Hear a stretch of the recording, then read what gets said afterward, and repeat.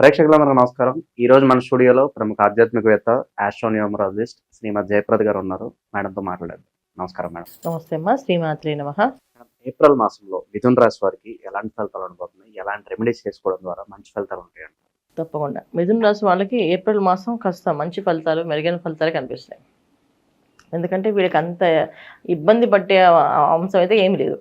ముఖ్యంగా ఉద్యోగస్తులు కానీ, వ్యాపారస్తులు కానీ, తర్వాత ఇంట్లో ఉండేవాళ్ళు కానీ, తర్వాత విద్యార్థులు కానీ, గృహిణులు కానీ ఎవరికి ఎటువంటి ఇబ్బంది లేదు. ప్రశాంతంగా మంచి వాళ్ళు అనుకున్న పని అనుకున్నట్టుగా సాధించేసుకునే అవకాశాలు ఎక్కువగా కనిపిస్తున్నాయి. ఎందుకు వీళ్ళకి అంత యోగం అంటే మిథున రాశిలో గురువు ఇంకా రాలేదు కనుక వీళ్ళకి అందువల్ల లాభమైన అన్ని విషయాల్లో చాలా ప్లెజెంట్గా. మిథున రాశిలో ఉన్న కుజుడు కర్కాటకంలోకి వెళ్ళిపోయాడు. దానివల్ల ఏంటంటే కాసంత కుటుంబంలో కాసంత కొంచెం చిన్న చిన్నపాటి, అంటే కుటుంబంలో కాదు, కుటుంబ సభ్యులతో కాస్తంత చిన్నపాటి మనస్పర్ధలు వచ్చే అవకాశాలు తప్ప మిగతా మైనస్ అని చెప్పుకోవడానికి ఏం లేదు. ముఖ్యంగా వ్యాపారస్తులు కానీ, ఉద్యోగస్తులు కానీ మంచి మంచి అవకాశాలు వచ్చే అవకాశం ఉంది. దాన్ని చక్కగా నిలబెట్టుకొని సద్వినియోగం చేసుకోవాలి. వీళ్ళు ఎంత సద్వినియోగం చేసుకోవాలంటే, ఈ షష్ఠ కుటుంబం అయిపోయిన తర్వాత వీళ్ళకి జరిగే మార్పులు ఏంటంటే కొన్ని విషయాల్లో చాలా మంచి మార్పులు జరుగుతాయి. కొంతమందికి లోన్స్ ఎప్పటి నుంచి రావనుకున్న వాళ్ళకి లోన్స్ రావడము, కోర్టు సమస్యల నుంచి ఉన్న వాళ్ళకి కోర్టు నుంచి రిలీఫ్ రావడము, కోర్టు సమస్య నుంచి బయటపడ్డాము, ఆస్తి గొడవలు, ఆస్తి నష్టాలు ఉన్న వాళ్ళకి బయటపడ్డాము, మొండి బకాయిలు ఉంటే అవి కాస్త తీర్చే అవకాశాలు, ఇవన్నీ కూడా వీళ్ళకి బాగా ప్లెజెంట్గా కనిపిస్తున్నాయి. తర్వాత ఉద్యోగ ప్రయత్నాలు చేసే వాళ్ళకి ఉద్యోగాలు రావడం, వ్యాపారం కోసం ఎదురు చూసే వాళ్ళకి ఒక వ్యాపారం, మంచి వ్యాపారం చేసుకోవడానికి అనుకూలమైన ప్లేసు, ఆ సందర్భం అన్నీ వీళ్ళకి ఏర్పడడం. సో ఇవి చేసుకుంటూ వెళ్ళడము, ఇవన్నీ కూడా బాగా ఏప్రిల్ మాసంలో వీళ్ళకి కనిపిస్తాయి. ఏప్రిల్ మాసంలో వీళ్ళు మొదలుకుంటే ఛాన్స్ని మళ్ళీ వీళ్ళు మొదలు పెట్టాలంటే టైం పట్టేస్తుంది. గోల్డెన్ పీరియడ్ అనుకోవచ్చు. కొంచెం ఒక విధంగా గోల్డెన్ పీరియడే. సో మొదలు పెట్టడం అనేది చాలా అవసరము. చాలా కష్టపడినా చేయొచ్చు, అప్పు చేసినా చేయొచ్చు వీళ్ళు. ఎందుకంటే అప్పు చేయకపోయినా, అంటే అప్పు చేస్తే కష్టపడతామని అదేం లేదు. అప్పు చేస్తే కూడా వీళ్ళు వ్యాపారం మొదలుపెట్టి అది దినదిన అభివృద్ధి జరుగుతుంది. ముఖ్యంగా రియల్ ఎస్టేట్స్ రంగాల్లో ఉన్న వాళ్ళకి చాలా మంచి అభివృద్ధి కనిపిస్తుంది. రియల్ ఎస్టేట్స్ ఎప్పటి నుంచి ల్యాండ్స్ సేల్ అవ్వేమనుకునే అన్ని ల్యాండ్స్ మొత్తం కంప్లీట్గా సేల్ అయ్యే అవకాశాలు ఎక్కువగా ఉన్నాయి. వీళ్ళకి ఎంత అదృష్టం యోగాలంటే మిథున రాశి వాళ్ళకి ఈ మాసం అన్నీ బాగున్నాయి. వీళ్ళు కొంచెం జాగ్రత్త పడి, అంటే ఇప్పుడు దాకా ఏంటంటే ఏం చేసినా కలిసి రాలేదు దాని మాట వర్డ్ పక్కన పడేసి కలిసి వస్తుందని చెప్పి అనుకుంటూ ముందుకు వెళ్తే చక్కగా పనులు జరుగుతాయి. వివాహాలు అవ్వట్లేదు అనుకున్న వివాహాలు అయ్యే అవకాశం ఉంటుంది. భార్యాభర్తల మధ్య సమస్యలు వచ్చి విడిపోయిన వాళ్ళు కూడా కలిసే అవకాశం ఎక్కువగా ఉంది. ఎప్పుడైతే వీళ్ళు కలిసే అవకాశం ఉందో, ఎప్పుడైతే కలుస్తారో చాలా ఇంట్లో కొన్ని ఆనంద విషయాలు, శుభకార్యాలు జరిగే అవకాశం ఉంది. సంతాన యోగాలు, సంతాన భాగ్యాలు వచ్చే అవకాశాలు ఎక్కువగా ఉన్నాయి. సో అన్ని ప్రయత్నాల్లో చేసుకుంటే సఫలీకృతం అనేది కనిపిస్తుంది మిథున రాశి వాళ్ళకి. పెద్ద కష్టపడి ఇబ్బంది పడే అవకాశం అయితే కనిపించట్లేదు. అవకాశాల పరంగా ఎలా ఉండబోతుంది? కొత్త అవకాశాలు రావడం, కొత్త అవకాశాలు ప్రయత్నం చేయాలమ్మా. ప్రయత్నం చేస్తూనే వస్తాయి. ఎందుకంటే రావులే చేస్తున్నా రావులే అనుకుంటే రాదు. అదే వస్తుంది, ప్లాన్ చేస్తే వస్తుంది. తర్వాత ట్రేడింగ్ వాటి మీద కాన్సన్ట్రేషన్ పెడితే అది కొంచెం జరిగే అవకాశం ఉంది లాభాల్లో. సో ఇవన్నీ కూడా మంచి మంచి అవకాశాలే మిథున రాశి వాళ్ళకి చైత్ర మాసంలో, ఏప్రిల్ మాసంలో వీళ్ళకి కాస్త చాలా మంచి మంచి అనుకూలమైనవి కనిపిస్తున్నాయి. కాస్త వీళ్ళకి కొంచెం ధైర్యం చేసి ముందుకు వెళ్ళాలి అంతే. బద్దకించి చేయలేము, మన వల్ల కాదులే, మన వల్ల ఎక్కడ చేస్తాం అనుకుంటే కాదు. ఎవరో ఒకరు వచ్చి వాళ్ళు సహాయం చేస్తూ ఉంటారు, మీరు చేయండి, మేము చేద్దాం, కలిసి చేద్దాం అంటారు. అలా కలిసి చేద్దాం అనేది వీళ్ళకి బాగా కలిసి వస్తుంది. అలా కలిసి వ్యాపారాలు చేయడం కానీ, పార్ట్నర్షిప్లో వెళ్ళి చేయడం కానీ ఇంకా బ్రహ్మాండంగా వస్తుంది. ముఖ్యంగా స్త్రీల వల్ల వీళ్ళకి బాగా లాభం ఉంది.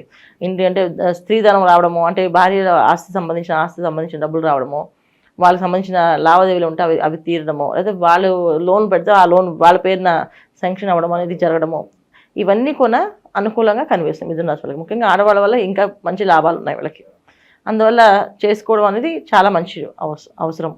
అవకాశం అనేది వచ్చినప్పుడు దాన్ని సద్వినియోగం చేసుకోవాలి కదా, అవి చాలా అవసరం ఉంటుంది. విదేశీ ప్రయత్నాలు కూడా చేసుకోవచ్చు అంటారు. విదేశీ ప్రయత్నం చాలా అనుకూలంగానే ఉంది. విదేశాల్లో ఉండే వాళ్ళకి అనుకూలంగా ఉంది, విదేశాలకు వెళ్ళాలనుకునే వాళ్ళకి అనుకూలంగా ఉంది, విద్యార్థులకి అనుకూలంగా ఉంది. మంచి మంచి ర్యాంక్స్ తెచ్చుకునే అవకాశం ఉంటుంది, స్కాలర్షిప్స్ తెచ్చుకునే అవకాశం ఉంటుంది, సీట్స్ వచ్చే అవకాశం ఉంటుంది.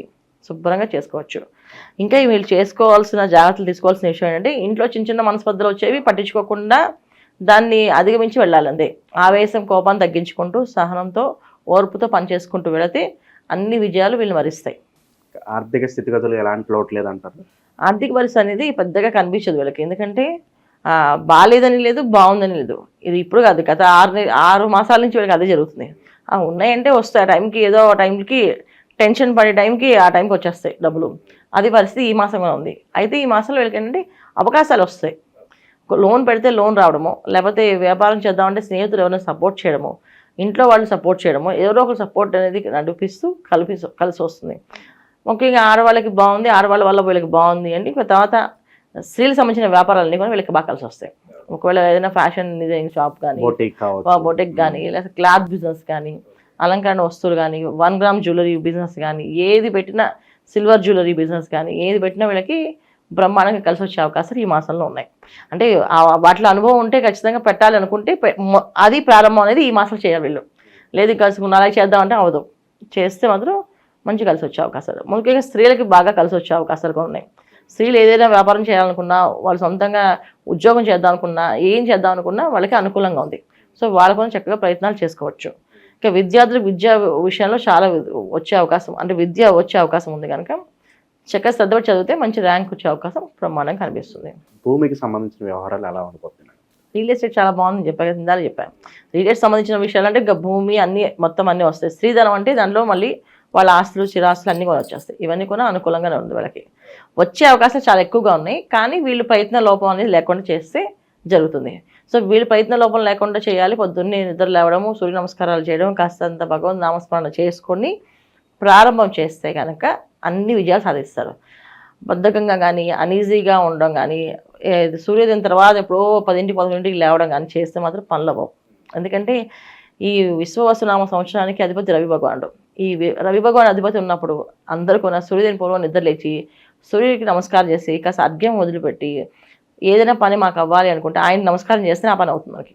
లేకపోతే అనారోగ్య సమస్య రావచ్చు, ఆర్థికపరమైన సమస్య రావచ్చు, విద్యాపరమైన సమస్య రావచ్చు, ఇక ఏ సమస్యనో వస్తుంది. సమస్య రాదు అనేది ఉండదు. పొద్దున్నే నిద్ర లేవడం అనేది బాగా అలవాటు చేసుకోవాలి. కంపల్సరీగా లేచి నమస్కారం చేయాలి సూర్యుడికి. ఈ సంవత్సరం అంతా అందరూ చేయాల్సిన పరిస్థితి.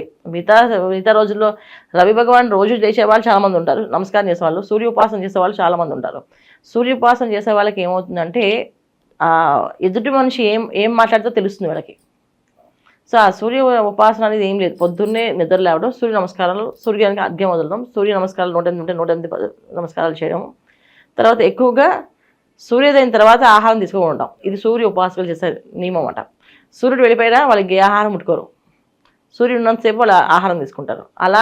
అలాంటి వీళ్ళు ఉపాసనలు చేయడం మొదలు పెడితే వీళ్ళకి నాలెడ్జ్ అనేది ఎదుటి వాళ్ళని మోసపోకుండా, ఎదుటి వాళ్ళు చెప్పే మాటలకు వీళ్ళు మోసపోకుండా కరెక్ట్గా ఆలోచించడం కానీ, నిర్ణయాలు తీసుకోవడం కానీ అవకాశాలు ఉంటాయి. ఇవి చేయడం వీళ్ళకి చాలా అవసరం.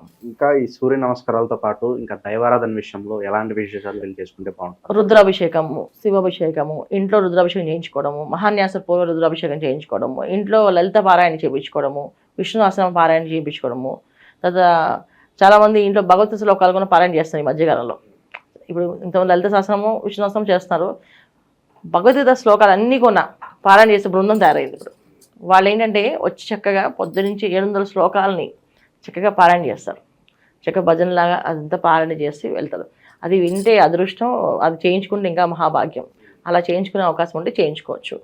లేదంటే వినడము, ప్రతిరోజు గుడికి వెళ్ళడం, అభిషేకం చేయించుకోవడము, శివాలయానికి వెళ్ళడము, ప్రతి సోమవారం నియమం తప్పకుండా అభిషేకం చేయించడం, అలా చేసుకుంటూ వెళ్ళడం. ప్రతిరోజు గుడికి వెళ్తే చాలా మంచిది. వెళ్ళలేని పరిస్థితి ఉంటే సోమవారం కంపల్సరీగా శివాలయానికి వెళ్ళి శివాభిషేకం చేయించుకోవడం, లేదా సాయంకాలం ప్రదోషకాలంలో శివుని దర్శించుకోవడం. ఇవి ఖచ్చితంగా చేయాలి. పొద్దున్న ఆఫీస్ హడావుడు ఉంటే సాయంత్రం శివుని దర్శనం చేసుకొని సాయంకాలం స్వామివారికి అర్చన చేయించి ప్రదక్షిణాలు చేసుకుంటే మంచి ఫలితాలు కనిపిస్తాయి. ఇది వీళ్ళు చేసుకోవాల్సింది మిథున రాశి వాళ్ళు. చాలా బాగా వివరించారు మేడం, ధన్యవాదాలు. నమస్తే. శ్రీమాత.